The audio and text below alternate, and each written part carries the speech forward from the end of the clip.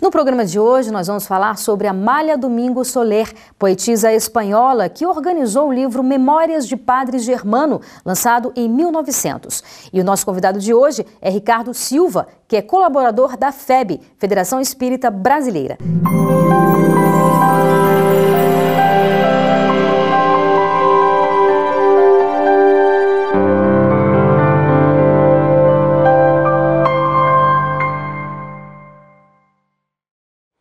Ricardo, muitíssimo obrigada pela sua participação aqui no nosso programa. Vamos começar com uma pergunta básica. Quem foi Amália Domingo Soler? Amália Domingo Soler, ela é conhecida como a cantora do Espiritismo, a poetisa do Espiritismo. Foi uma poetisa espanhola do século XIX, contemporânea de Kardec, e uma mulher de uma coragem excepcional. Inclusive, ela foi precursora dos movimentos feministas, porque à época era muito comum as mulheres terem a sua vida dirigida pelos homens, principalmente na Espanha, uma sociedade basicamente patriarcal, baseada muito nos valores católicos, ainda com resquícios da Inquisição, e ela, de forma serena, mais assertiva, enérgica, ela rompe esses padrões, não se casa, se torna uma das grandes poetisas espanholas e uma das maiores divulgadoras do espiritismo na Espanha, com alcance, inclusive, em outros países do mundo. Como foi que ela conheceu o Espiritismo? Porque, como você bem disse, ela viveu na época de Kardec, então, quer dizer, o Espiritismo naquela época, ele estava surgindo, na verdade, Sim. Né? A história de Amália é muito interessante, e para que a gente possa entender um pouco, a gente tem que conhecer o seu maior drama, que foi justamente a quase cegueira. Ela foi portadora, né, de uma deficiência grave, ela já nasceu praticamente cega, e sua mãe, que concentrava nela todo o seu carinho, todo o seu amor, lutou bravamente e conseguiu diminuir um pouco essa cegueira com os recursos da época. Ela não teve pai, o pai a abandonou junto com a mãe, então ela foi praticamente órfã, e elas não tinham recurso, ela e a mãe.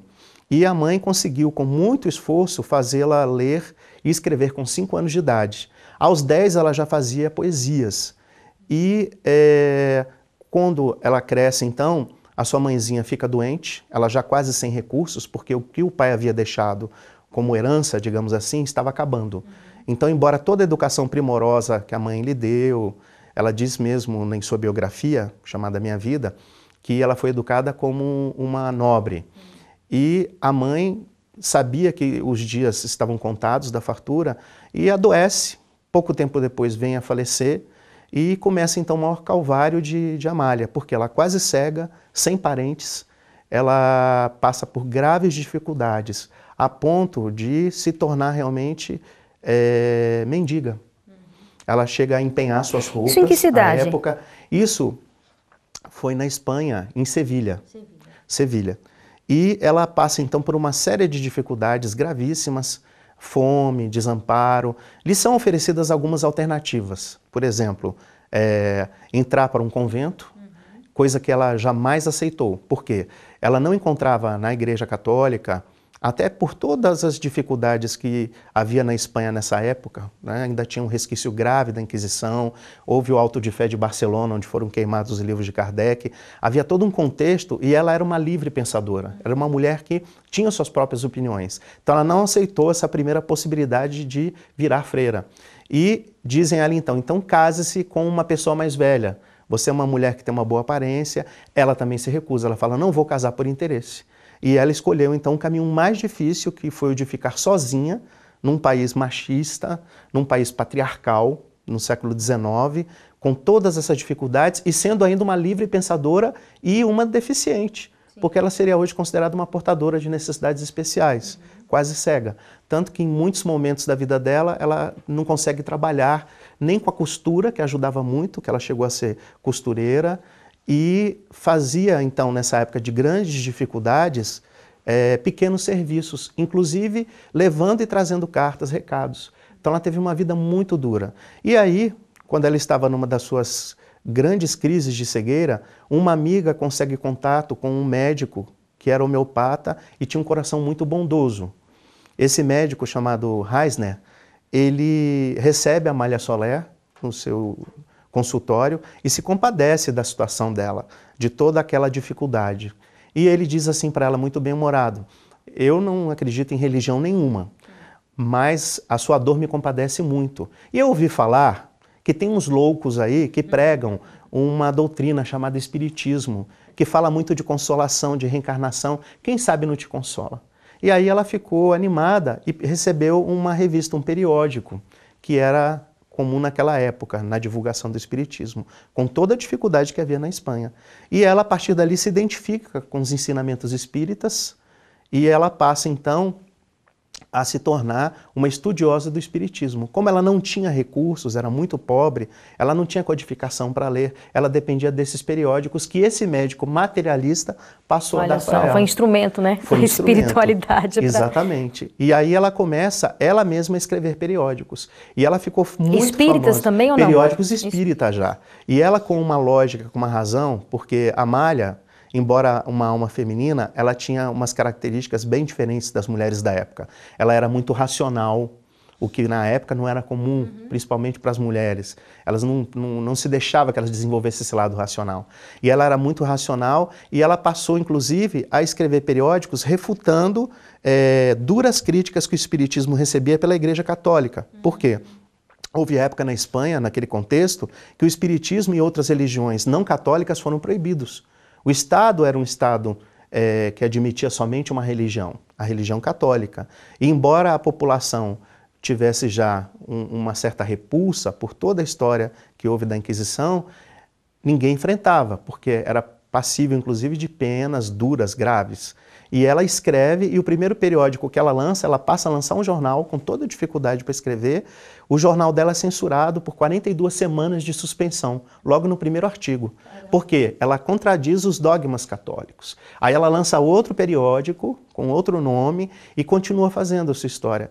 Então é muito bonita essa história, é muito tocante. Porque lutadora mesmo, no né? século XIX, uma mulher sozinha, uma mulher avançada para o seu tempo, sem recursos financeiros, sem as possibilidades que nós temos hoje de internet, de xerox, de reprografia, ela conseguia, com a ajuda das pessoas, juntar dinheiro para escrever, reproduzir os artigos e mandava esses artigos, e artigos muito bons, porque ela foi conhecida, inclusive, como cronista dos pobres. Ela conseguia tirar do dia a dia, do cotidiano das pessoas, ensinamentos muito sábios, através da simplicidade. E alguns historiadores até dizem que ela é injustiçada. Por quê? Por essa característica dela, a elite acadêmica da Espanha à época, algumas pessoas não reconheceram a riqueza da sua poesia, a riqueza do seu material. Mas por essa capacidade que ela tem, que ela teve, que é o que Jesus até fez, de transformar os ensinamentos em frases, em construções simples, como exemplo das parábolas. Para chegar ao povo, né? Para chegar ao povo. Fazer com que o povo compreenda. E ela escrevia isso, ela escrevia para o povo, mas de forma alguma era um ensinamento pobre, ao contrário, eram ensinamentos riquíssimos de valores evangélicos muito altos. E ela chegou a lançar algum livro na época, ou eram artigos? Ela lançou os artigos, e esses artigos foram sendo publicados depois de forma condensada. Mas nós temos uma obra monumental que foi lançada decorrente desses artigos. É a obra Memórias do Padre Germano, que inclusive é editada pela FEB. Memórias do Padre Germano é, sem dúvida, a obra mais importante de Dona Amália Soler. Isso é importante a gente destacar, que ela estava viva ainda, né? Quando esse livro... Esse livro foi lançado. Mas os contos foram sendo recebidos e foram sendo publicados aos poucos. Esse livro é muito interessante porque se pode notar, inclusive, que ela não está aqui como médium. Sim. Ela foi, na verdade, a organizadora desses escritos. Ele foi recebido, esse livro, de forma muito peculiar. Um médium amigo de Amália, chamado Eudaldo Pagés, ele era médium sonambúlico e recebia pela psicofonia sonambúlica, pelo transe, o espírito Padre Germano, que foi um sacerdote por volta do século XVI e XVII na França. E ele, que se identificava como mentor de Amália Domingos Soler, por laços de afeto de séculos passados, ele passa a contar para Amália, através desse médium da psicofonia, suas histórias. E dizia que essas histórias serviriam para consolar muitas pessoas, inclusive a própria Amália. E Dona Amália, então, que era uma escritora e anotadora também muito rápida, enquanto o médium falava, ela transcrevia aquelas mensagens. Ela passou a anotar aquelas mensagens. E aquelas mensagens começaram a ser publicadas. Então, no período de 4 anos... Mas, desculpa, essas mensagens eram publicadas como se fossem dela ou não? Não, eram publicadas como mensagens recebidas mediunicamente pelo médium Odaldo e que Dona Amália anotava. Né? Ela nunca assumiu autoria, tanto que o livro, ele coloca isso, né? As memórias são do Padre Germano. Amália Soler foi aquela que fez a, digamos, hoje seria considerada a degravação do livro.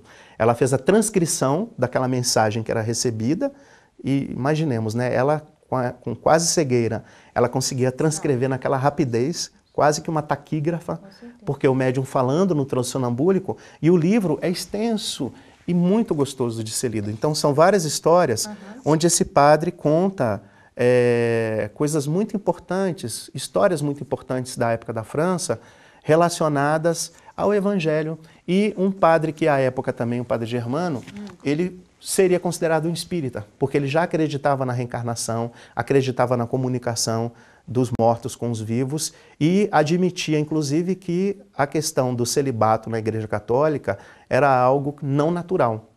Ele, então, daquela época... Um revolucionário, né, também, né? Ele era uma alma diferente para aquela época, trazia ideias que poderiam ser consideradas revolucionárias. Por isso até ele foi o mentor de Dona Amália Soler, que também trazia ideias muito avançadas, né? E Padre Germano, então, ele atua na vida de Amália como guia e mentor em todos os momentos, e essa obra é lançada pela FEB desde início do século passado, e tem uma característica muito importante.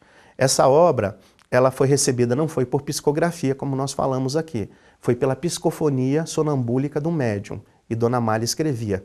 Mas em 1932, Francisco Cândido Xavier, então com 22 anos, ele, certo dia, ele percebe a presença de uma entidade espiritual na forma de um padre com reflexos de intensa luz.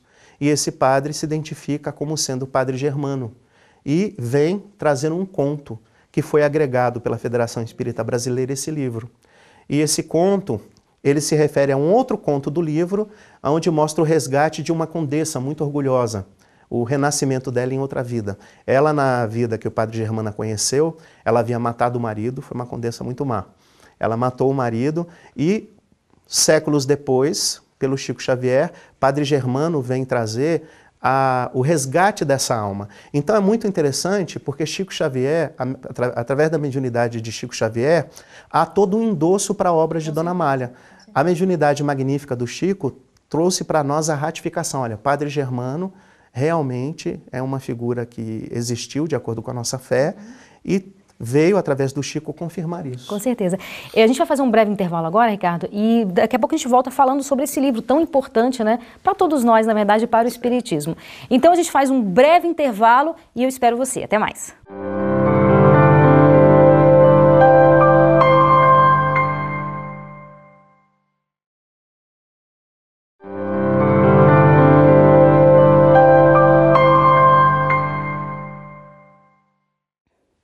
No programa Biografia de hoje, nós estamos conversando sobre Amália Domingo Soler e o nosso entrevistado, o nosso convidado é o Ricardo Silva, que é colaborador da FEB. Ricardo, então nós estávamos falando sobre esse livro tão importante, se você quiser pegá-lo até mais uma vez, que é Memórias do Padre Germano, que foi a Amália, né, que fez essa organização tão importante. Queria que você falasse um pouco sobre a importância desse livro para o Espiritismo em geral. Esse livro, ele é muito importante.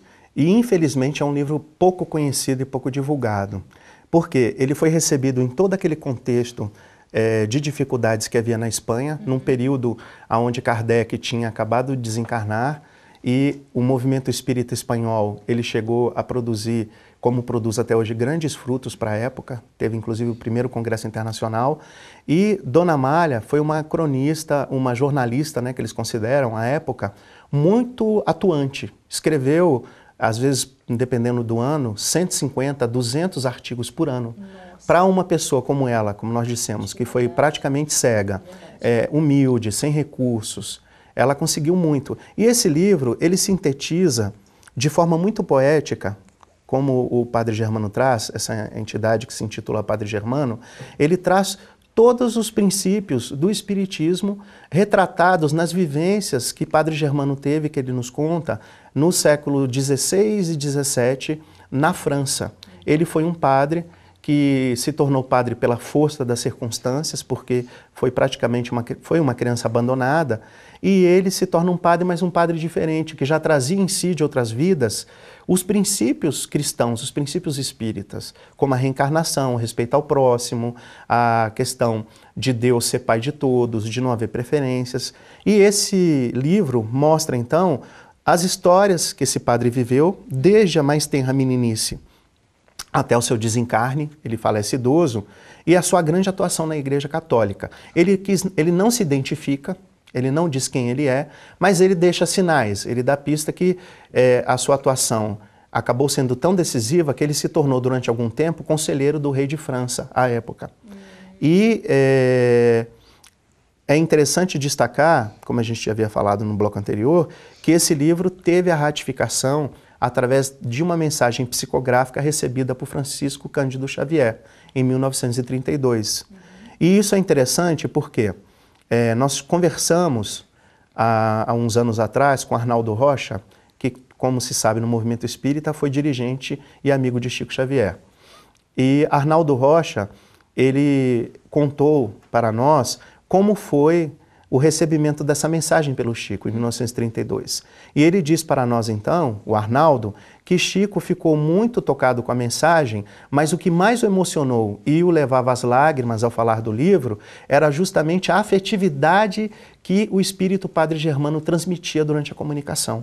Um amor que transcendia, assim, a qualquer coisa, dizia Arnaldo para nós, que o Chico houvesse sentido até então. E Padre Germano, então, ao terminar a mensagem pelo Chico, ele se identifica também como cura d'Ars. Ou seja, ele viveu como Padre Germano entre os séculos XVI e XVII e ele volta na França como cura d'Ars. E cura d'Ars é conhecido na Igreja Católica como padroeiro dos padres. Ele, inclusive, tem uma mensagem no Evangelho segundo o Espiritismo, que é a mensagem bem-aventurados os que têm fechados os olhos. Coincidências não existem. Dona Amália padeceu toda a sua vida, naquela época, com a cegueira, e a mensagem de cura d'Ars, que consta do Evangelho, é justamente sobre uma jovem que queria ser curada da cegueira. E ele disse que não era o caso da cura, que aquilo era importante para ela. Então, a gente nota aí todo o envolvimento espiritual dessa entidade, Padre Germano e cura d'Ars, que são a mesma pessoa, por essa revelação do Chico, e toda a riqueza afetiva que esse espírito traz em torno do Evangelho, em torno dos princípios espíritas. Sim. E ele tinha uma ligação, o Padre Germano, ele tinha uma ligação muito forte com ela, com a Dona Amália, quando encarnada? Sim, ele foi mentor de Dona Amália, ele se revela para ela através do médium Odaldo como o mentor dela, e ela diz, inclusive, na biografia dela, intitulada Minha Vida. Ela mesma que escreveu. Dona Amália, ela tem essa biografia chamada Minha Vida, que é lançada pela editora Clarim, e ela fala que se ela progrediu algo nessa vida, com certeza foi graças aos conselhos do Padre Germano. Ele é realmente o grande mentor dela. Ela tinha uma mediunidade ostensiva ou não? Não. Pela biografia dela, Dona Amália era muito intuitiva. Sim. Digamos que ela tinha uma intuição imensa, mas ela tinha uma vidência, ela conseguia ver os espíritos, né? Vou até me corrigir. Não é que ela não tinha mediunidade, ela via os espíritos, mas o seu senso racional era tão grande que ela muitas vezes se tornava incrédula com as próprias vidências. E era preciso, então, que outros médiuns ratificassem aquilo para que ela acreditasse. Ela usava, na verdade, o critério kardeciano. Ela ia pelo critério da razão, ela analisava as comunicações, ela não se importava, não ficava deslumbrada com o nome das entidades. Ela procurava sempre, dentro da lógica kardeciana, a análise da substância do material. O nome era um detalhe. Certo. E ela, então, tinha, através disso, revelações também da sua vidência, mas ela se valia mais da mediunidade de outros médiuns, como Eudaldo. E teve também um contato com Miguel Vives e Vives, que foi um grande médium espanhol, que trabalhou muito no espiritismo, e esse Miguel Vives e Vives, certa feita, a mãe de Amália se comunica com ela através desse médium, e lhe dá um grande incentivo, porque a Amália passou grandes dificuldades e chegou durante muito tempo a pensar em suicídio, chegou a pensar em se matar, porque a sua condição era muito grave. E ela não se matou à época porque encontrou na igreja evangélica um apoio, embora ela não comungasse dos princípios, mas ela se sentiu acolhida, coisa que ela não conseguiu na igreja católica à época, até por causa das suas ideias. Ela conseguiu esse acolhimento na igreja evangélica e, a partir daí, é que a vida dela começa a mudar e, com a comunicação de sua mãe através de Miguel Vives e Vives, ela passa a ver que realmente ela nunca esteve sozinha. E mais que nunca ela se fortalece na fé espírita. Entendi. Ricardo, pelo que você nos fala também, além do espiritismo ter sido importante para ela, ela também foi muito importante para o espiritismo no sentido da divulgação mesmo. Sim, muito, muito importante. E podemos dizer, sem nenhuma dúvida, que a Amália Soler ainda é muito importante para o movimento espírita. Há relatos do médium Divaldo Pereira Franco, nosso querido Divaldo, que Dona Amália continua atuando. Divaldo, inclusive, recebeu já em alguns congressos internacionais mensagem psicofônica dela, e há relato de outros médiuns que já receberam mensagens psicográficas e psicofônicas também.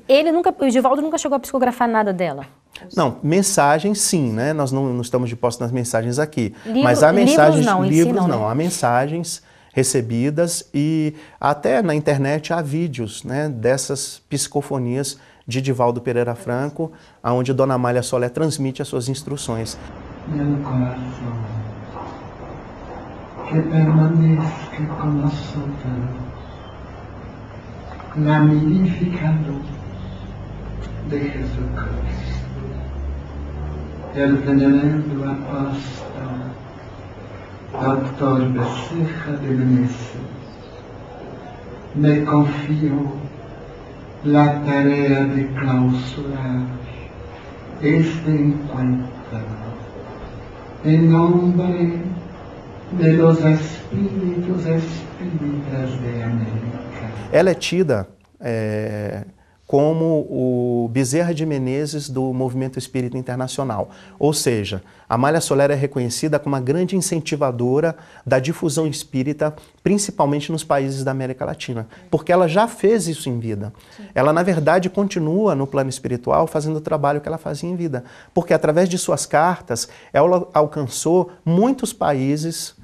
Ali na Europa, né? Aqui, principalmente no Brasil, na América Central, na América do Sul, os países latinos principalmente.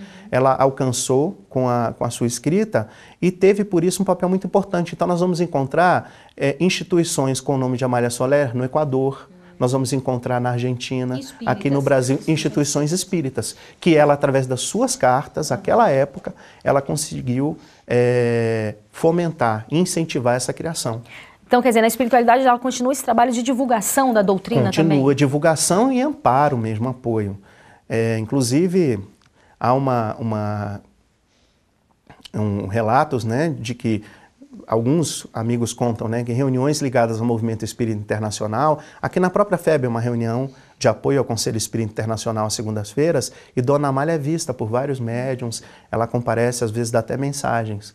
Então, nota-se que ela continua com toda a coerência, né, que a doutrina espírita mostra, nesse caminho de fazer a divulgação do espiritismo, e junto com o Padre Germano, que é seu grande mentor. Certo. Então, no próximo bloco, a gente vai, claro, continuar falando sobre ela e falar um pouco também sobre a sua ligação, no sentido de por que você decidiu estudar sobre ela, porque assim, por tudo que você falou, o próprio livro você falou também que não é muito divulgado, o nome da Amália, embora tenha sido tão importante, não é muito conhecido dentro da própria doutrina, né? Sim, infelizmente é algo que a gente vai falar daqui a pouco, mas Dona Amália ainda é pouco conhecida no movimento espírita.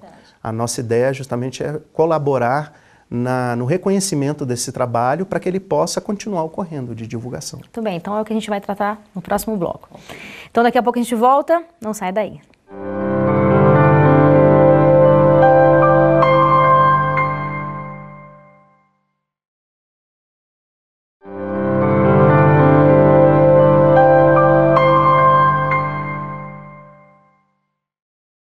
Estamos de volta com o programa Biografia. Hoje o nosso convidado é Ricardo Silva, que é colaborador da FEB, e estamos conversando sobre Amália Domingos Soler.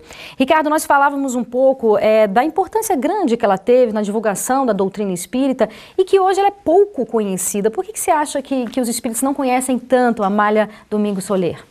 É uma questão curiosa isso, né? Nós entramos para o espiritismo bem jovens, com 13, 14 anos. E nós só fomos ter contato, conhecimento de Dona Amália Soler com 30 anos de idade. Já depois de estar trabalhando, de ter trabalhado pelo menos 15 anos aí, principalmente com o movimento jovem. Então a gente verifica que há uma falta de estudo por parte nossa, no espiritismo, da história mesmo dos primeiros espíritas, de conhecer o movimento. Por exemplo, fala-se muito em Dr. Bezerra, as pessoas conhecem a figura do Dr. Bezerra de Menezes, mas poucos estudaram toda a sua história, poucos sabem que ele foi deputado federal várias vezes, e assim também como várias outras figuras, por exemplo, o médium Frederico Júnior, que foi um dos médiums atuantes à época na fundação da FEB, seria o Chico Xavier da época. Pouco se conhece dessas figuras. E se nós não conhecemos, pelo menos, os fatos principais do nosso passado, a gente não consegue definir bem o presente e se projetar bem no futuro.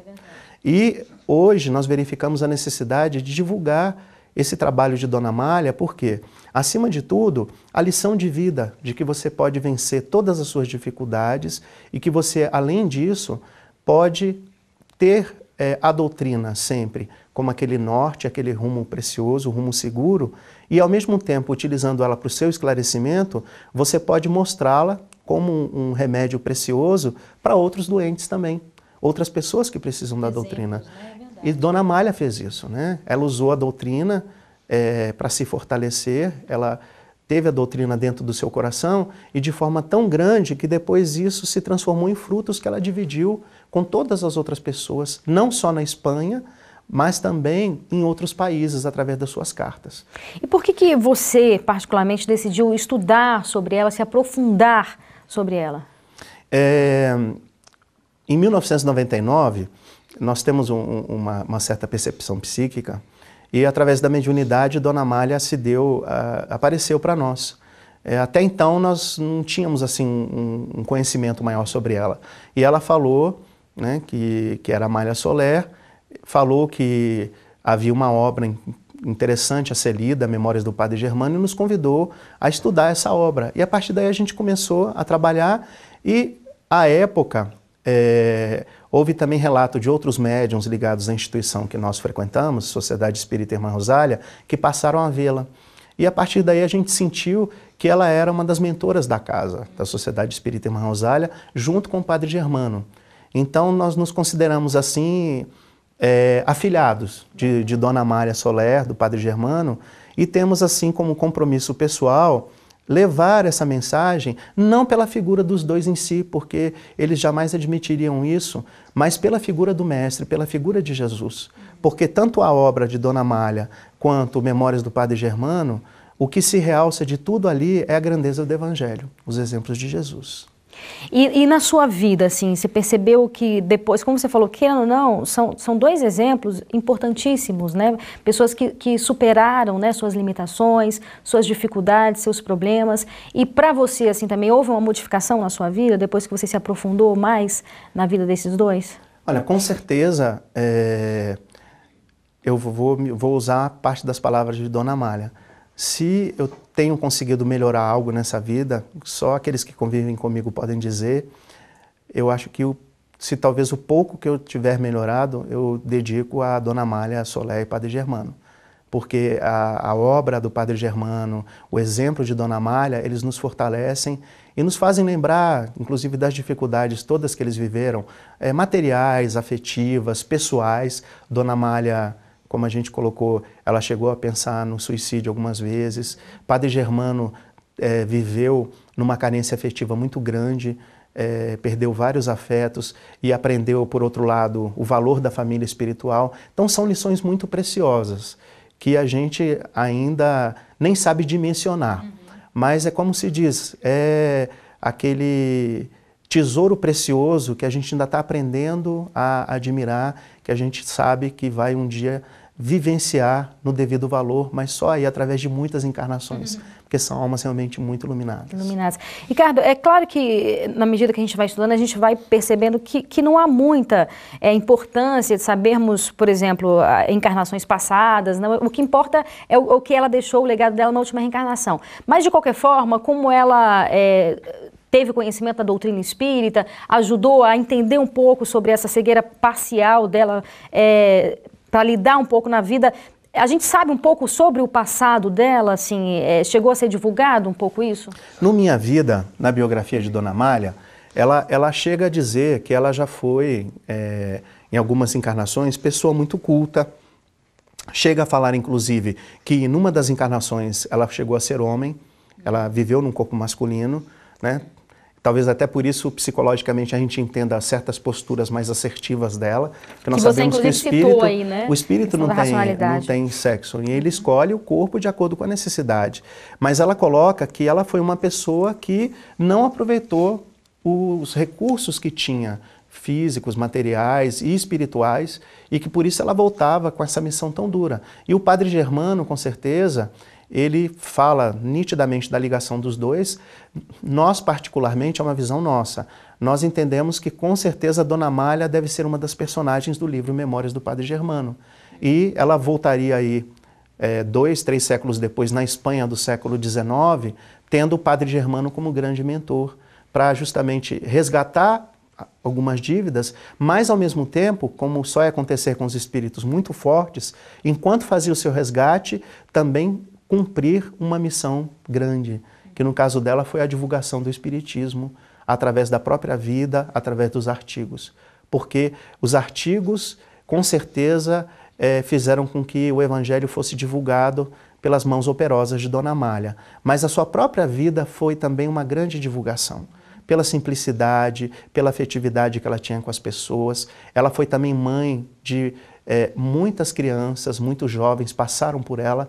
Então foi uma alma que não só escreveu graficamente a sua história, mas ela deixou registrado com suas lágrimas, com suas dores, toda uma luta e todo um crescimento espiritual.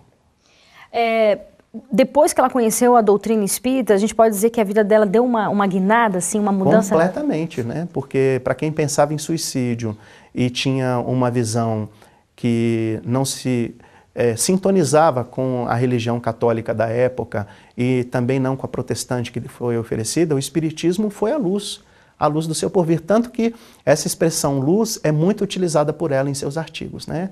A luz do porvir, a luz do futuro.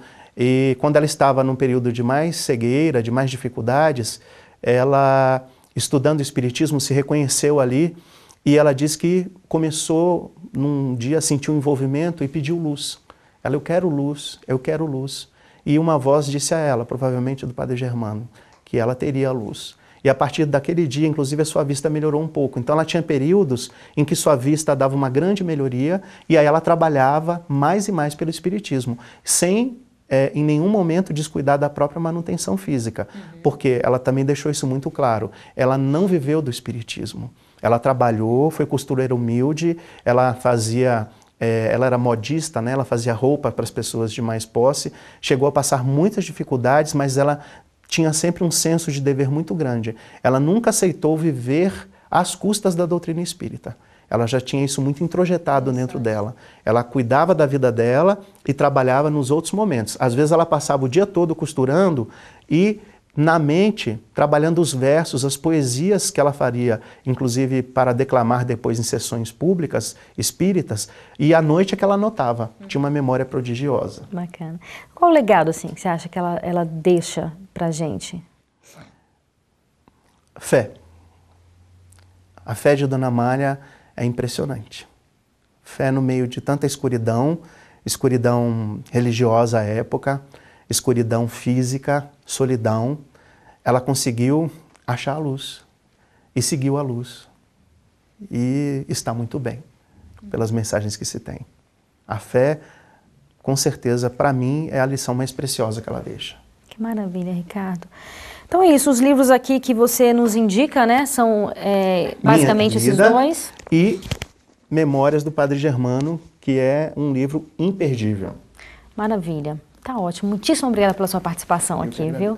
Até a próxima. Até a próxima. E obrigada a você pela companhia. Até mais.